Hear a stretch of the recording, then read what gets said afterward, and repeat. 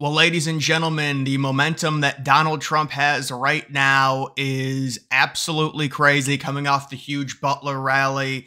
He right now, according to the betting, according to Polymarket, is the clear leader in Pennsylvania now. He's up to 56% chance.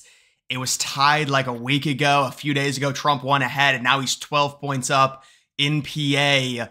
That's huge news. Pennsylvania is the most important swing state. Obviously, I think the entire election kind of culminates with Trump almost dying. He should have died. He turned his head in Butler. He goes back to Butler.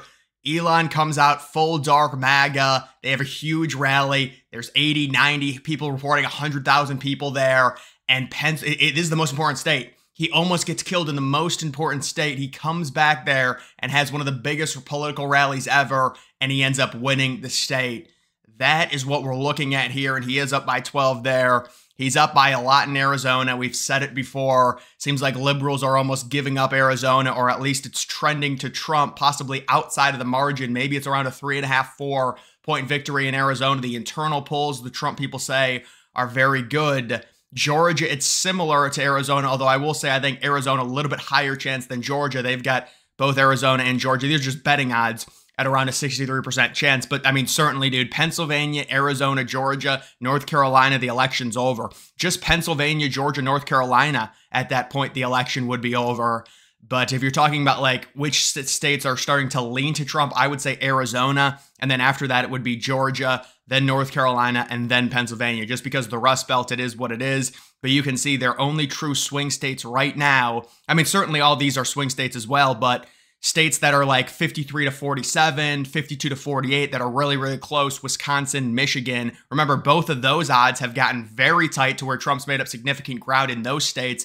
And then also Nevada, which is a state where the one state we've seen Harris get a little bit better polling recently, although it's certainly not outside of the realm of possibility for Trump to win it, although it really doesn't mean a ton if you're able to win all these other states, because Nevada has the least amount of electoral votes by far. I believe it only has 6 electoral votes. Arizona has 11. You've got Georgia, North Carolina, both with 16. You've got Pennsylvania with 19. That's why those 3 states are so important.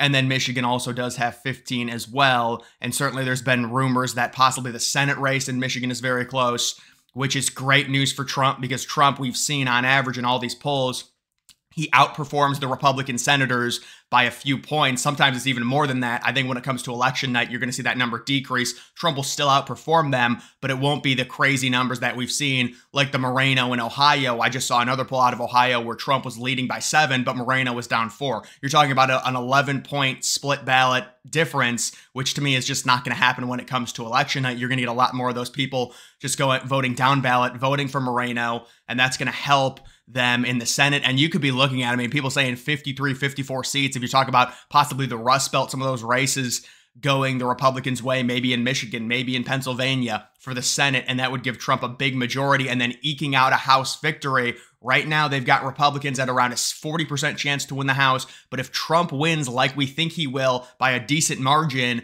a lot of those House races are going to be helped significantly and boosted up by Trump and the down ballot effects of that. And so you would say possibly a small majority in the House for Republicans, the Senate with possibly 53, 54 seats, and then Trump possibly winning 306. If he wins Nevada, that would put him up to 312 with all the other swing states. Even if it's only 287, 297, whatever it ends up being, the most important thing is Trump wins, and at the very least, they take the Senate, because right now Republicans have around an 80% chance to take the Senate. But these are really, really good numbers. How about this? Look, Kamala Harris, you know, I don't know what her people are doing, but this is just this is crazy. For someone that's running for president right now to get ratioed this bad, 39K replies, 17K retweets, which obviously includes the quote tweets, and only 12,000 likes. This is somebody running for president right now. And it's talking about Lebanon and the people facing a dire situation there. But the optics of it are so horrible when you compare to how they handled the hurricane with North Carolina, and the narrative that, you know, Republicans have painted liberals as these people that give away money. They send money to Ukraine. They put it other places. Now you're going to tweet this out right now? Seriously? Strategically, do you think that's a really good political move? My goodness, you get ratioed that bad. You're running for president. That is crazy. A view from above in Butler, Pennsylvania. What a rally, man. And they had the rally at 5 o'clock in the afternoon, not a cloud in the sky again. Very similar to the July day in Butler. Trump's been there twice. It's been beautiful weather both times. We were watching the rally and the sun was setting and it was like the teleprompter was starting to cover Trump's face because like as the sun was setting. But then Elon got up there and then the sun set and Trump kept talking and it was just... It was a great, great American rally, one of Trump's best, and with Elon there, obviously jumping in the background, nobody really expected that. He comes up and Trump, Elon, what J.D. Vance has done, Tulsi Gabbard. I mean, dude, we got to get a rally where all of them speak. There has got to be a massive rally where you get Tulsi, you get Elon, you get J.D. Vance, you get Vivek, you get obviously Trump at the end. You get RFK Jr. Oh, come on. There's got to be a rally where you can get over 100K with those people. And you got, I mean, when you've got a super team like this, when you've got the literal Avengers, I mean, you've got all these American heroes. You gotta have a rally with all of them. But like have Trump introduce Elon again. Oh, man. Nate Silver adjusts his model 75 to 25. Yeah, you know what? There's a new pollster. It's called Liberal LGBTQ USA. And oh my God, it's got Harris up by 10 in Michigan. And they've graded the pollster an A+ because they were only off by 23 points in the 2020 election. So yeah, no, now he does have, I mean, but that's what these people do. Seriously, it's like they weight all the pollsters. It's like, they're grading pollsters A+. They were 20 points off in 2020. How are they an A+? I don't give a shit about their methodology. It's total crap. At some point, their actual accuracy has to be taken into account, but that's the problem with these battles. They don't take into account accuracy. It's like, we're going to weight this poll at A+. They were 13 points off in 2020. They can't be an A+.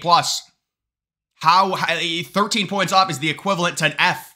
Like it's just absurd, but that's really how that works there.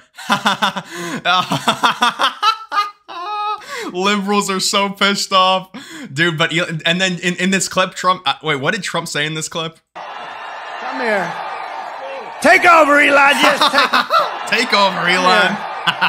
Take over, Elon. Yes, oh, man. Dude, Elon and Trump, take over. It's such a great moment. It really is. You have these two titans, and you've got the Trump, who's the most popular person in the world, and Elon is number 2, and Elon's the richest person, and Trump's going to have the most power. And I mean, my goodness, two of the most important people, I'd say two of the two most important people in the world on the same stage.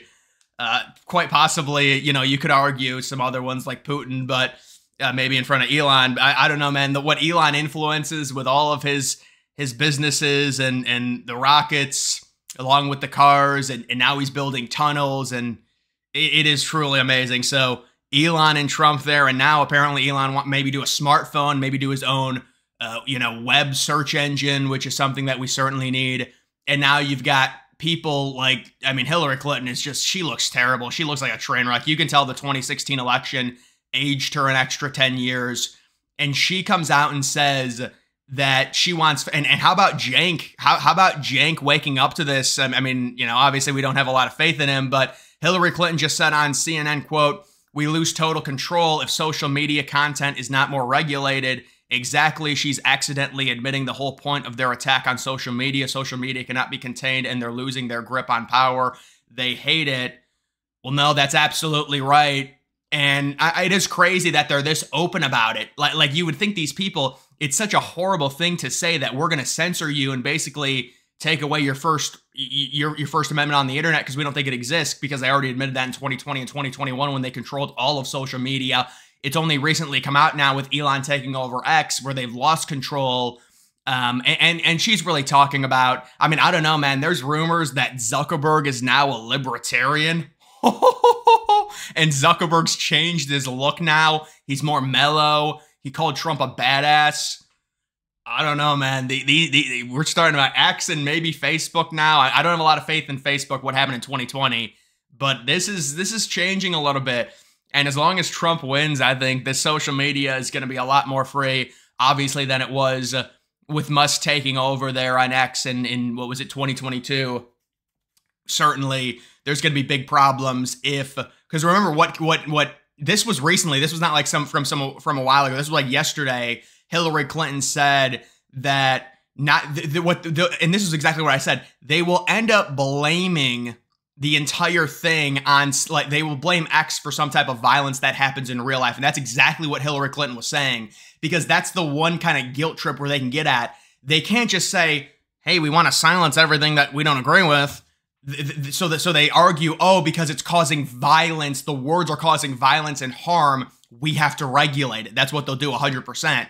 And that's exactly what she said. She said, oh, it's causing violence. When in reality, I don't like what's being said about me. We need to regulate it. That's really what they want, but they won't say that. It's just like Donald Trump getting banned off of X. Well, he incited a horrible riot. That, you know, it's terrible. That's why we banned him. No, you banned him because you've wanted to ban him for like 5 years. You haven't been able to. Now you've got your excuse. You've got your Reichstag fire.